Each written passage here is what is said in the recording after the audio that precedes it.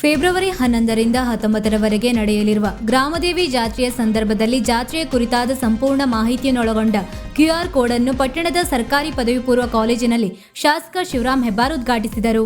ಬಳಿಕ ಮಾತನಾಡಿದ ಅವರು, ಜಾತ್ರೆಯ ಸಂದರ್ಭದಲ್ಲಿ ಬರುವ ಭಕ್ತರಿಗೆ ಯಾವುದೇ ತೊಂದರೆಯಾಗದಂತೆ ಪೊಲೀಸ್ ಇಲಾಖೆ ಹಾಗೂ ಪಟ್ಟಣ ಪಂಚಾಯತ್ ಸಿದ್ಧತೆ ಮಾಡಿಕೊಂಡಿದೆ. ಜಾತ್ರೆಯನ್ನು ಯಶಸ್ವಿಗೊಳಿಸಲು ಎಲ್ಲರ ಸಹಕಾರ ಅಗತ್ಯ ಎಂದರು.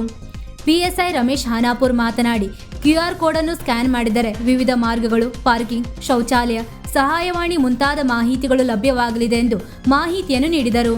ಈ ವೇಳೆ ಗ್ರಾಮದೇವಿ ದೇವಸ್ಥಾನದ ಅಧ್ಯಕ್ಷ ರಾಜೇಂದ್ರ ಪ್ರಸಾದ್ ಭಟ್, PSIಗಳಾದ ಸಿದ್ದುಗುಡಿ, ರಾಜಶೇಖರ್ ವಂದಲಿ, ಪಟ್ಟಣ ಪಂಚಾಯತ್ ಮುಖ್ಯಾಧಿಕಾರಿ ಕುಮಾರ್ ನಾಯ್ಕ್, ಪ್ರಾಂಶುಪಾಲ ST ವೈದ್ಯ ಉಪಸ್ಥಿತರಿದ್ದರು.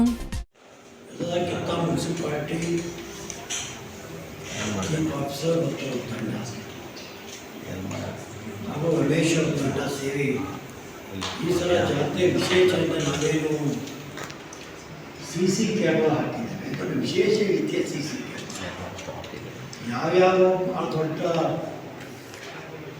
ಜಾತ್ರೆಗಳಲ್ಲಿ ಡಕಾಯಿತ್ ಮಾಡುವುದು, ಕಳ್ಳತನ ಮಾಡಬೇಕು, ಈ ರಾಜ್ಯದಲ್ಲಿರ್ತಕ್ಕಂಥ ಎಲ್ಲ ಫೇಸು ಅದೊಂದು ಆ ವ್ಯಕ್ತಿಗೆ ಬಂದಾಗ ಡೈರೆಕ್ಟ್ ಪೊಲೀಸ್ ಇಲಾಖೆಗೆ ಮೆಸೇಜ್ ತಂತ್ರಜ್ಞಾನವನ್ನು ಬಳಸಿ ಕೆಟ್ಟ ರೀತಿಯ ಚಟುವಟಿಕೆಗಳ ಕಡಿವಾಣ ಹಾಕೋದಕ್ಕೆ ಸಾಧ್ಯವಿದೆ. ಎಲ್ಲ ಕ್ರಮಗಳನ್ನು ಕಳೆದ ಒಂದೂವರೆ ತಿಂಗಳಲ್ಲಿ ಅನೇಕ ಸಭೆಗಳನ್ನು ಮಾಡಿ ಒಂದು ತಾರ್ಕಿಕ ಅಂತ್ಯಕ್ಕೆ ಇವತ್ತು ನಾವು ಬಂದಿದ್ದೀವಿ.